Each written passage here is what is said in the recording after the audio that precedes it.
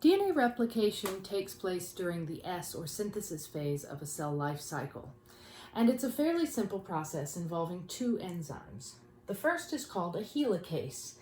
Helicase means that it is an enzyme that works on the helix or the spiral structure of the DNA, which you can see here. Helicase has the ability to unzip the DNA molecule and separate the two strands, leaving each strand, complementary strand, exposed. On the exposed strands, we have enzymes called DNA polymerases. A polymerase is an enzyme that makes polymers of DNA. And the DNA polymerases ride along the original strand of DNA and put nucleotides that are complementary to it opposite each of the original nucleotides. And so what you have in the end is a complementary strand to the original DNA strand.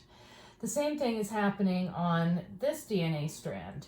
So if you look, if you can even see, both of these molecules should have identical sequences. So this one starts, if I just read the sequence in black, CAGGT, and down here the sequence in purple is CAGGT. So each old strand was able to, because of complementary base pairing, create the pattern for a new strand. So each one of these DNA molecules has an old strand and a new strand.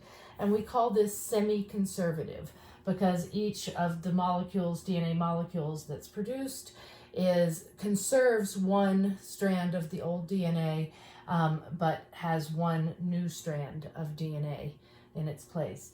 Now, after this finishes and all of the DNA in the cell has been unwound and copied, then we are finished with the S phase, ready to move into the second gap phase, and finally into mitosis.